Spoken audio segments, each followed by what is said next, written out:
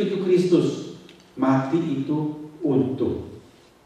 Waktu orang-orang menangisi dia ketika dia mau pergi ke Yerusalem, sebab seorang nabi berkata, orang ini akan ditangkap, nanti dia akan disengsarakan di Yerusalem. Semua jemaat di Efesus, saudara boleh baca Kisah Rasul pasal 20, menangisi Paulus, melarang, jangan pergi, kami semua akan kehilangan engkau.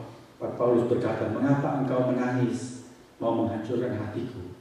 Aku bukan cuma rela ditangkap di Yerusalem, aku rela mati juga, menyerahkan nyawaku, asal saja aku dapat menunaikan misi atau tugas yang Tuhan percayakan kepadaku. Saudara boleh baca Kisah Rasul 20 ayat 24. Saudara lihat, Paulus memiliki prioritas. Nomor satu, hati Allah. Dia mau senangkan hati Allah dalam segala keadaan. Pengubah Amsal 30 tadi, saudara baca tadi. 2 hal aku mohon kepadamu sebelum aku mati. Kabulkanlah itu kepadaku. Bagian doa yang kedua. Yang pertama, jauhkan daripadaku kecurangan dan kebohongan. Mengapa? Aku tidak mau melakukan hal yang Tuhan tidak suka. Aku tidak suka berdosa. Aku tidak mau menyedihkan hatimu. Apakah orang ini punya prioritas? Ya, prioritasnya hati Allah. Ketika dia berdoa tentang kebutuhan hidup, dia membatasi. Jangan berikan kepadaku kekayaan berlebih-lebihan atau kemiskinan sedemikian rupa di dalam kekurangan yang parah. Supaya apa? Jangan aku menjadi sombong, tidak merasa butuh Tuhan, lalu memuja Tuhan, atau aku begitu susah sampai tidak bisa tahan, aku mencuri, mencemarkan nama Tuhan. Mengapa? Dia punya prioritas. Dia ingin menyenangkan hati Allah. Dia takut berbuat dosa. Orang macam Yusuf dalam Perjanjian Lama, tidak ada celah yang Tuhan catat mengenai dia. Hidupnya selalu disertai Allah, sampai dia menjadi raja muda di Mesir, tangan kanan Firaun. Mengapa? Karena orang ini punya prioritas. Ketika digodai oleh induk semangnya untuk berselingkuh, berbuat mesum, Yusuf berkata, bagaimana mungkin aku melakukan dosa yang besar, kejahatan yang besar ini kepada Allah? Bagaimana mungkin aku? Dia punya prioritas hati Allah. Dia tidak suka berbuat dosa. Saudara, Paulus dalam keadaan limpah ataupun keadaan kurang, dia bisa merasa cukup karena dia tahu Tuhan mengatur, mengizinkan. Itu cukup bagiku. Kedua, aku kurang atau aku berlebih-lebih, berlimpah-limpah, prioritas bukan ngurusin soal harta benda. Aku punya atau tidak punya, aku tidak pusingkan itu.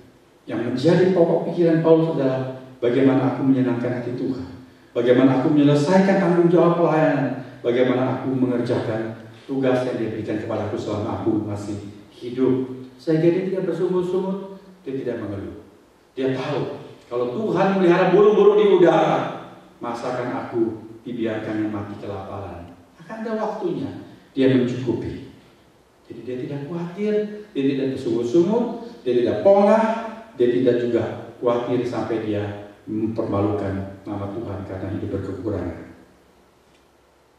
Yang ketiga, P yang ketiga, power. Dia berkata dalam Filipi pasal 4 ayat 13, segala perkara aku cakap menanggung di dalam Dia yang menguatkan aku. Segala perkara dapat kutanggung di dalam Dia yang memberi kekuatan kepadaku. Saudara, apa maksudnya segala perkara ini? Apa kita bisa mengerjakan segala hal yang kita mau? Bukan. Segala perkara maksudnya adalah setiap hal yang berurusan dengan kepentingan Tuhan, menyenangkan hatinya, di dalam segala keadaan aku cakap menanggungnya, dan aku bisa accomplish, bisa mencapai itu, mengerjakannya. Dalam keadaan limpah, gak usah dibicarakan. Dalam keadaan kurang, aku tidak takut.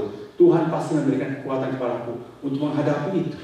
Oleh sebab itu orang macam Paulus ketika dia dibelenggu, bukan cuma dengan borgol, sudah dipasung. Sebab orang yang menahan memenjarakan dia di Filipi takut dia lari. Tapi orang macam Paulus bersama dengan rekannya Silas dalam keadaan dipasung, punggung sudah berbilur habis dicambuk siang harinya, sudah babak belur. Mereka tidak bersungut, tapi mereka menyanyi memuji Tuhan.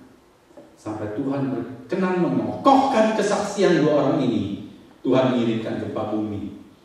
Puji-pujian disambut oleh surga dengan gempa bumi. Sampai borgol dan pasung itu lepas. Pintu-pintu terbuka. Paulus bebas.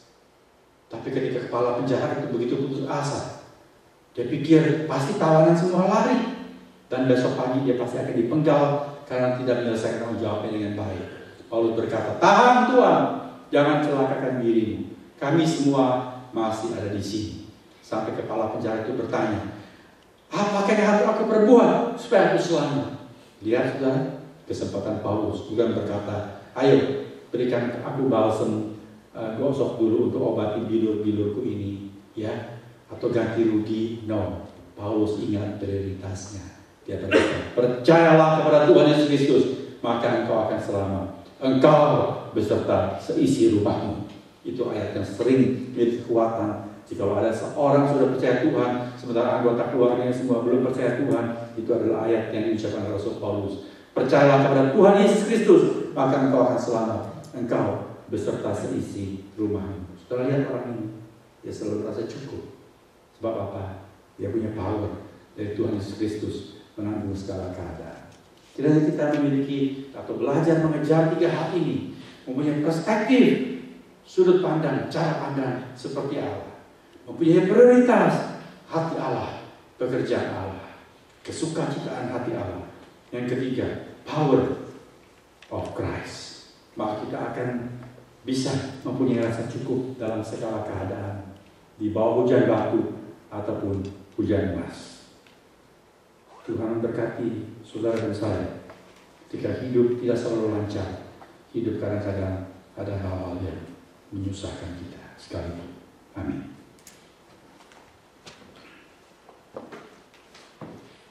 Mari kita berdoa.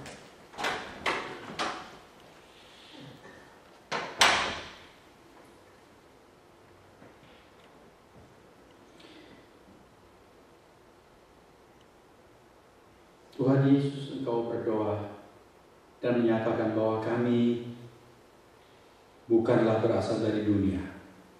Sudah Engkau menyelamatkan kami menjadi milik-Mu. Tanah air kami ada di sorga. Kami tidak akan tinggal tetap di bumi ini. Ini bukan tempat permanen kami. Terminal akhir kami adalah sorga. Tuhan, tanamkan dalam diri kami suatu prinsip hidup, suatu falsafah dan juga satu visi. Tidak seperti orang dunia ini, juga mengenai kebahagiaan dan tentang pencukupan kebutuhan-kebutuhan, serta mengenai cita-cita. Tuhan, berilah kami hikmat untuk bisa berdoa dengan sepenuh hati seperti orang bijak di Amsal Sulaiman yang baru saja kami renungkan. Berikanlah kepada kami bukan kemiskinan, tetapi juga bukan kekayaan, tetapi suatu sikap batin yang merasa cukup dengan Tuhan, merasa cukup atas semua yang Tuhan izinkan, merasa cukup bila dapat mengerjakan hal-hal yang menyenangkan hati Tuhan, dan selalu merasa cukup karena Tuhan Yesus menyediakan kekuatan yang dibutuhkan untuk melakukan hal-hal yang menyenangkan hati Allah. Juga ketika kami menghadapi situasi-situasi yang tidak enak dan tidak nyaman, Tuhan sudah menyediakan kekuatan supaya kami tidak menghujat Tuhan, tidak mempermalukan Tuhan, melainkan tetap setia kepada Tuhan. Jadi saksi Tuhan yang memuliakan nama Tuhan. Tuhan, sekali kami berdoa, Engkau yang maha mengerti akan keadaan kami, berikanlah yang kami butuhkan, dan berikanlah kami hikmat untuk membedakan antara keinginan kami dan kebutuhan kami. Kiranya kami menjadi umat-Mu yang menyenangkan hati-Mu di dalam segala keadaan, senang ataupun susah. Terima kasih, dalam nama Tuhan Yesus kami sudah berdoa. Amin.